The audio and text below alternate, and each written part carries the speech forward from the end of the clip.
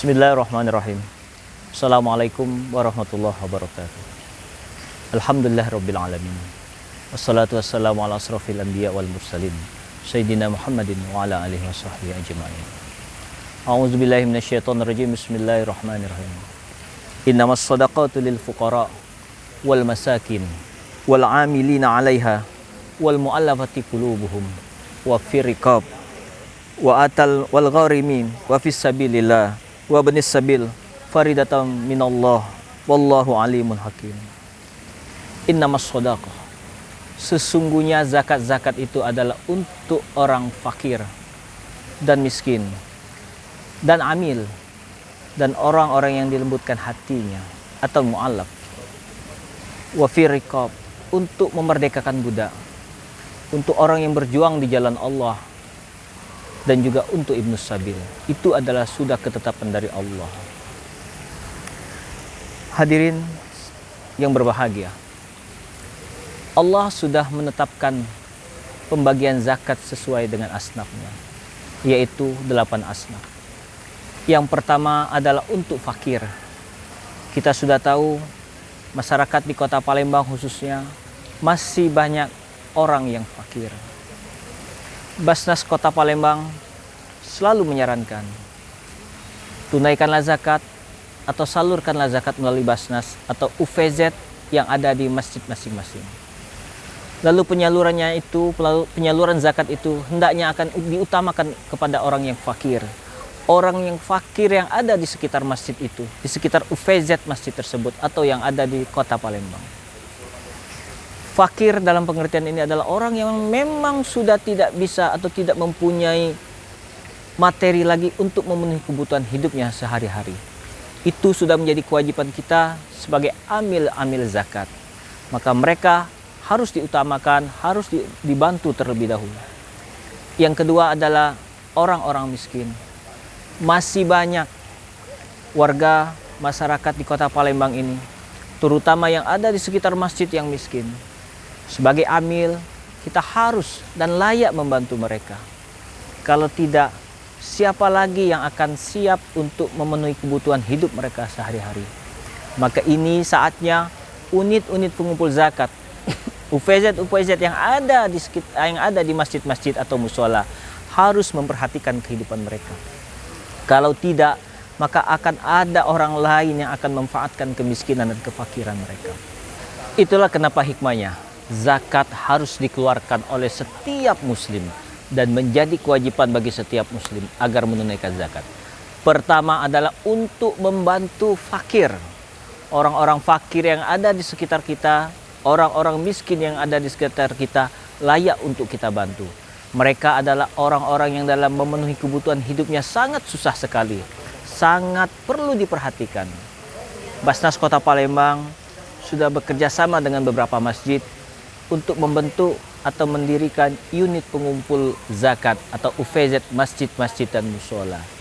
Salah satunya adalah tujuannya adalah penyebaran zakat ini akan merata di setiap kecamatan, di setiap kelurahan dan di setiap masjid yang ada di Kota Palembang. Basnas berupaya meyakinkan kepada UVZ, silakan kumpulkan zakat, silakan berdayakan zakat, silakan salurkan sesuai dengan kebiasaan yang mereka lakukan selama ini. Tapi tetap agar legal dan memenuhi kewajiban sebagai UVZ masjid, maka harus ada surat keputusan yang diterbitkan oleh Basnas Kota Palembang. Dari itu kepada UVZ masjid dan musola agar tetap memperhatikan orang-orang miskin, orang-orang fakir, terutama yang ada di sekitar masjid dan musola di tempat mereka. Yang ketiga, hikmah selanjutnya adalah bahwa zakat ini akan bisa dimanfaatkan untuk membantu para gharimin, ibnu sabil, dan juga orang-orang yang berjuang di jalan Allah fisabilillah. Masih banyak warga Kota Palembang, masih banyak umat-umat muslim yang ada di sekitar kita, terutama di sekitar masjid atau UVZ masjid yang membutuhkan pertolongan kita. Mereka adalah orang-orang yang berhutang karena ingin memenuhi kebutuhan hidup mereka, yang kita sebut dengan gharimin. Sebagai seorang amil, baik amil Basnas maupun amil UVZ masjid, harus memperhatikan mereka. Mereka perlu dibantu. Kita bisa lihat berapa banyak orang yang menggantung diri, mengakhiri hidupnya dengan bunuh diri hanya karena banyaknya hutang. Hanya karena banyaknya hutang yang mereka lakukan karena untuk memenuhi kebutuhan hidup mereka, sehingga mereka tidak bisa membayarnya. Lalu banyak rentenir, orang-orang yang memberikan hutang kepada mereka, mencari-cari mereka. Orang seperti ini layak untuk kita bantu. Kita ambil bagian mereka. Dari 8 asnaf itu ada satu asnaf yang perlu kita perhatikan, yaitu adalah orang yang berhutang.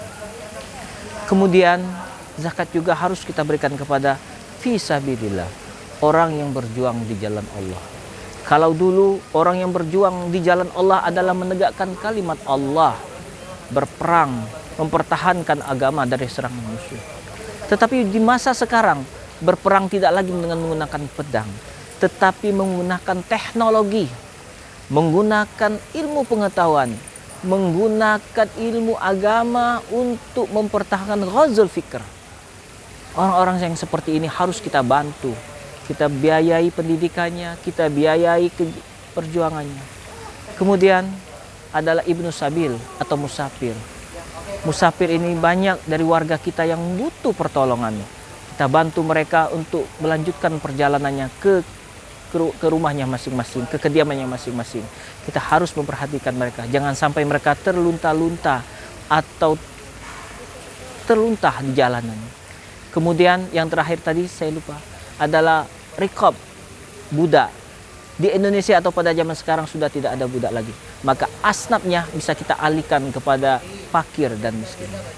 Hadirin yang berbahagia, itulah hikmah kenapa kita harus mengeluarkan zakat, agar orang-orang yang membutuhkan zakat itu dapat menerimanya dengan baik.